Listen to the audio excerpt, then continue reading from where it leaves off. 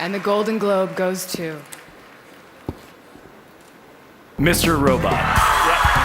Mr. Robot is one of the greatest television dramas of all time. Esmail's award-winning series was lined up with television greats like Better Call Saul and Stranger Things when it was still good. Running between 2015 and 2019, nearly the entire series, bar season 1, was directed by Esmail, lead writer and series creator. As a writer, Esmail delivered an incredibly deathful story centered around mental illness and a deeply troubled individual. As a director, Esmail displayed creative risk-taking that was unrivaled, and his amazingly stylistic approach is critical to the storytelling of Mr. Robot. Compositions that disorient, episode-length gimmicks, and a fragmented narrative come together to immerse the audience in the main character Elliot's wildly unstable psyche, and reinforce themes of isolation, the desire for control, and the struggle of dealing with trauma so intense it literally breaks you into pieces. First, look at this shot. Now this one. You notice what's up with these shots? Look at all that negative space. These characters are pushed all the way to the edges of their frames. When two characters are conversing on screen, the framing of that scene is incredibly important, because it's what conveys that human connection to the viewer. Characters will fill the screen and center themselves within the shot. We've got things like the 180-degree rule for a reason, to help maintain the clarity of an on-screen conversation. But let's bring it back to this. Film theorists David Bordwell and Kristen Thompson write in their joint book that filmmakers often try to distribute points of interest evenly around a frame. This kind of balanced composition is the standard. In contrast, an unbalanced shot can create a strong emotional effect. So we use imbalanced composition to emphasize. So let's look at these shots again and ask ourselves, what is Esmail's purpose in this composition? These shots are quite clearly unbalanced. So what emotional response are they meant to enhance? Well, does this seem friendly? Does this feel like a very pleasant interaction? Don't worry, I have the answer. And it's no! It feels imposing, disconnected, and unsettling. It doesn't adhere to our expectations of the conversational frame. And it's 100% on purpose. It's directly connected to the main character, Elliot. If you watch the show, you'd know Elliot has a laundry list of issues, including social anxiety, dissociative identity disorder, severe depression, and basically childhood PTSD. He's troubled in a way that pretty much no one around him can understand. He's socially withdrawn, and 90% of the time, he's completely dissociated from whatever the hell is going on around him. Now, I'm not licensed in therapy, but something tells me that a guy like that might experience conversation and personal connection a little bit differently than we're used to. And so, Esmail paints it as part of the visual story. Elliot is literally isolated within the space of the frame. His figure is hounded by excess negative space. Now, let's talk about a word that lies at the heart of Mr. Robot. Control. It's a core theme throughout the entire show. Elliot is obsessed with control. He wants to save the world. He wants the people to be free from the control of groups of power that operate in the shadows. More than anything, he wants control over his own life. But, time and time again, Elliot's strive for control is challenged by the world around him. But how is this visually and creatively translated by Esmail? You say in your little voice? Well, thanks for asking. Here's my personal favorite example. Gimmick episodes. Esmail, especially in season 4, would take an episode, give it some kind of gimmick, for lack of a better word, and run with it. Take, for instance, episode 5 of the 3rd season, Runtime Error. This entire episode is staged as a one take. So no, it's not literally a one take, but it's made to look like that, and it works flawlessly. It is technically impressive on a level I don't have the time to glaze. In this episode, Elliot's trying to stop the Dark Army, a chaotic hacking group, from executing a plan that would result in a catastrophic explosion of a massive data center in New York. Really vague summary, but basically it's really intense. Elliot is under record-breaking levels of stress and pressure this entire episode. Sean, of course.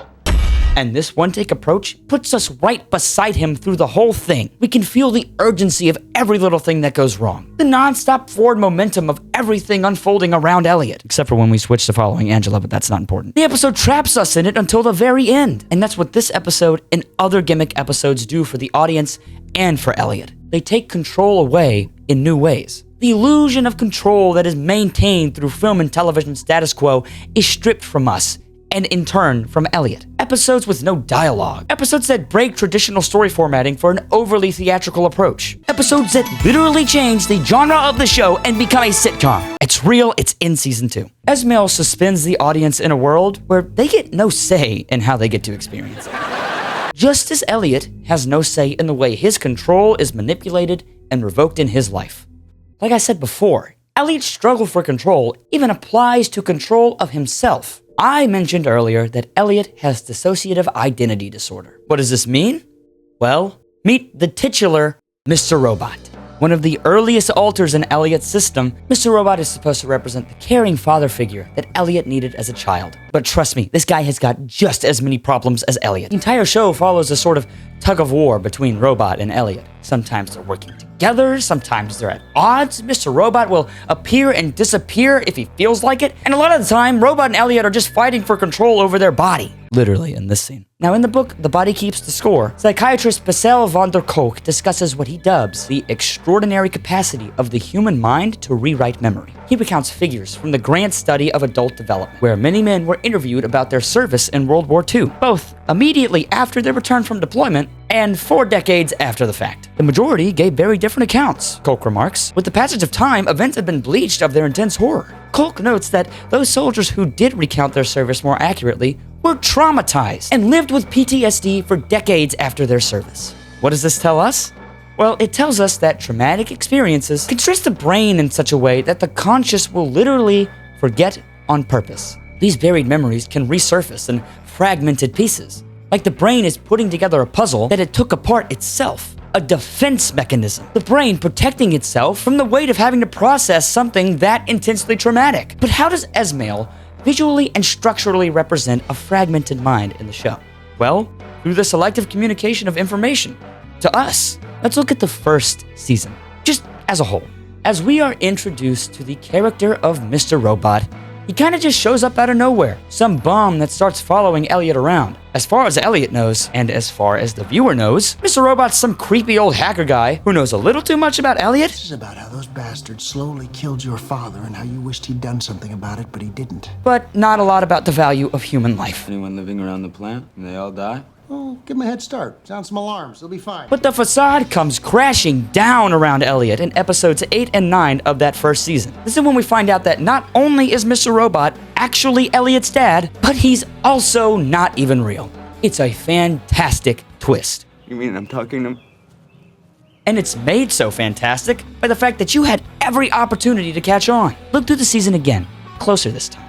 You'll notice the peculiarities in how people interact with Elliot and Mr. Robot, especially when they're both on screen. Mr. Robot, in an action pattern that is constant throughout the whole show, by the way, tries and fails to hide the truth from Elliot. Why didn't you say anything? To protect him. He doesn't want Elliot to remember how horrible his father was, how traumatic his childhood was. Mr. Robot is literally taking the punches for Elliot. Robot hides the truth from Elliot, and Esmail hides the truth from us. And in doing this, he allows the viewer to operate within Elliot's broken mind. That is DID. That is trauma blocking personified.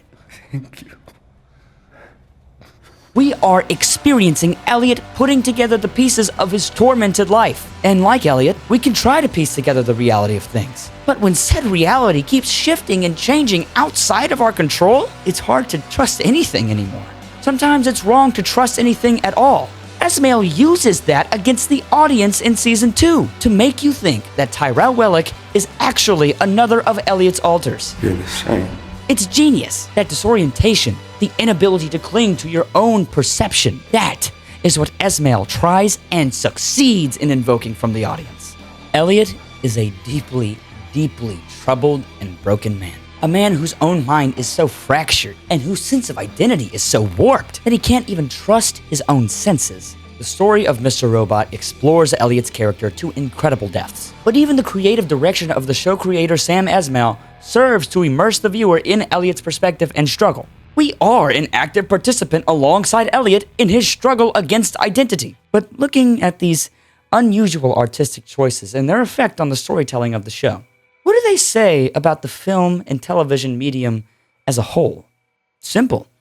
Take more risks. The 2010s and 2020s have had a running streak of non-conventionalism. new voices, taboo stories, and peculiar approaches. Something never seen before is being done every day. You should look at these gimmick episodes, this broken narrative, and these oddball shot compositions, and you should think to yourself, how can I break the norm to tell a story only I can tell in a way only I am capable of? The good shit doesn't come from people who think on a track. It comes from the people that dare to walk where they damn well please.